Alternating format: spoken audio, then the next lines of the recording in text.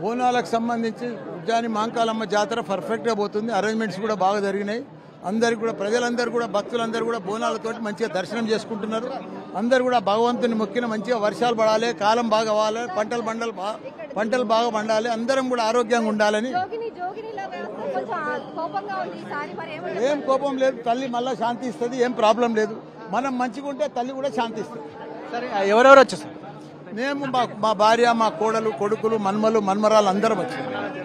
చూసుకున్నట్లయితే ఏదైతే కుటుంబ సభ్యులతో కాదు ఈ ఉజ్జయిని మహంకాళి అమ్మవారిని కూడా మేడ్చల్ ఎమ్మెల్యే మల్లారెడ్డి దర్శించుకున్న పరిస్థితి మనం చూస్తా ఉన్నాం.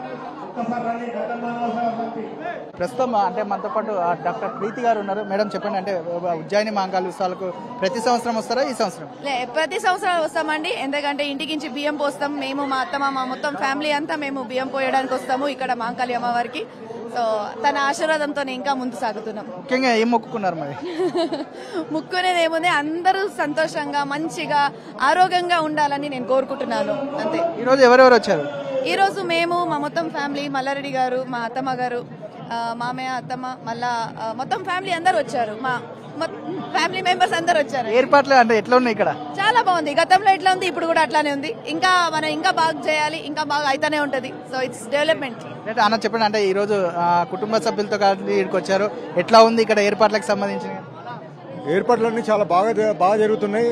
అంటే ఇప్పుడే మా ఫ్యామిలీ మెంబర్స్ తోని ప్రతి సంవత్సరం కూడా మేము గత 20 సంవత్సరాల నుంచి కూడా ఇక్కడే ప్రతి సంవత్సరం ఈ రోజు వచ్చి దర్శనం చేసుకుంటున్నాం. అంత బాగుంది. ఇంకా ప్రతి పబ్లిక్ వర్షం కూడా తగ్గింది కాబట్టి ఇంకా పబ్లిక్ వచ్చి బాగా దర్శనం చేసుకోవాలని కోరుతున్నాం. అంటే పట్టు వస్త్రాలు పెట్టారు అమ్మవారికి, ప్రతి సంవత్సరం పెడతారు. బియ్యము, పట్టు వస్త్రాలు అమ్మవారికి సమర్పించాము ఈరోజు.